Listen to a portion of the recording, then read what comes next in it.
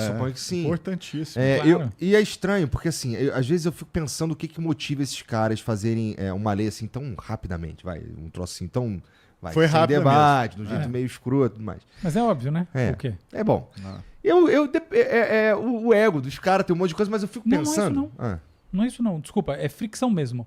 Porque é o seguinte, o que eu acho que a gente acabou aqui concordando é que como a autoria, ser pai da criança conta, você tem que fazer muita concessão para ser o pai da criança, entendeu? Então você começa a trazer para dentro grupos, lobbies, todas essas coisas, tudo que importa do ponto de vista legislativo é feito no lobby, apesar do lobby ser oficialmente proibido no Brasil, tá? Mas é uma coisa óbvia. Esqueça a palavra lobby, use advocacy. Então o que acontece é ridículo. Então o advocacy de grupos específicos entrou muito fortemente, tá bom? E alguns advocacies são de grupos que a gente tem tudo para simpatizar com eles, mas o fato é que eles têm um advocacy muito forte e que entrou assim de maneira profunda aqui. Então, por exemplo, só um detalhe, uma coisa que não tem nada a ver com inteligência artificial, mas só lembrando que no primeiro PL, a questão que entrava aqui era fake news nas redes sociais. Você lembra disso? Sim, lembro. Fala, super. meu querido, não! Entendeu? Isso aqui é outro bicho, Mas é isso. Então, por que entrava? Porque havia naquele momento um advocacy muito forte, tá? De instituições que, inclusive, eu sou próximo, gosto, tudo, mas eu entendo, e essa questão era fundamental, e os caras estão fazendo onde que eu consigo enfiar essa discussão antes que ela morra, porque eu não posso que ela morra no Brasil.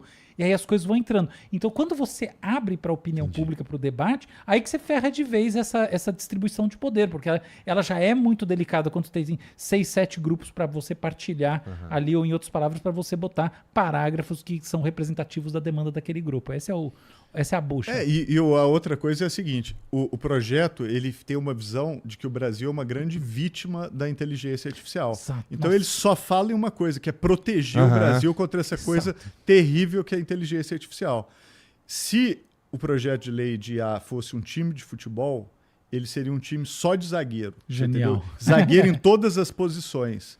Cara, e time só de zagueiro não faz gol, não ganha nada, você entendeu? Então a gente precisa de um projeto que tenha a zaga, claro, tem que ter a defesa, mas você precisa ter o meio de campo e precisa ter o ataque. Por quê? Porque o maior risco Tu é que o Galo? Brasil... Não. Eu sou São Paulo. Tá, Sou São Paulo. tá. Mas é o seguinte, apesar de ser mineiro, tá? Minha família em Minas, todo mundo é galo. Então um abraço para todo mundo lá. Mas o maior risco... político, futuro político. O maior risco que o Brasil corre é a gente ficar de fora do desenvolvimento da inteligência artificial. De que a inteligência artificial toda que é usada no nosso país tenha sido desenvolvida em algum lugar, que a gente não tem a menor ideia de como aquilo E aí funciona. perdemos mais esse trem. E aí, isso é risco para a soberania nacional, para as indústrias locais, para a competitividade do cara que está abrindo uma startup ou o cara que tem um banco no Brasil. Isso, assim, é questão existencial para o nosso país. O Brasil ficar de fora completamente da inteligência artificial e de todas as camadas que ela envolve, isso para a gente é uma ameaça existencial, porque aí a gente fica refém, entendeu? De indústrias que vão ser extremamente importantes e sobre as quais a gente não tem domínio nenhum. Esse é o maior risco que a gente tem que se proteger. Então, o risco da gente ser vitimado e tal é um risco real, a gente tem que levar ele a sério, mas como eu falei, a gente tem que jogar no ataque. Não dá para falar de inteligência artificial jogando só na defesa e assumindo a posição de vítima.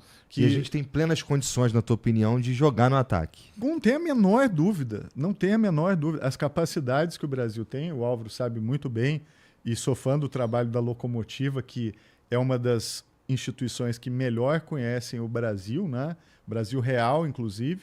Eu não tenho a menor dúvida de que se a gente decidir para que lugar a gente quer ir, a gente chega lá. O problema é nenhum vento ajuda quem não sabe a que porto veleja. Hoje a gente não sabe onde a gente quer chegar. Então, se você não tem um destino, não adianta nada. Então, o Brasil... E aí eu já te digo qual que, na minha visão, deveria ser a visão brasileira. O Brasil deveria apostar em... Desculpa, fiquei até emocionado, perdi as palavras. O Brasil tinha que apostar em inteligência artificial no modelo aberto, open source. O Brasil sempre foi muito bom em open source. Por 10 anos, eu frequentava o Fórum do Software Livre em Porto Alegre. Vinham programadores do mundo inteiro de primeira linha, tá? Vários desenvolvedores de IA hoje de primeira linha vinham lá para Porto Alegre todo ano, tá? Para participar do Fórum do Software Livre. Por quê? Porque o Brasil tinha uma visão de que o software livre era aberto, era democrático, qualquer programador pode participar do desenvolvimento dele.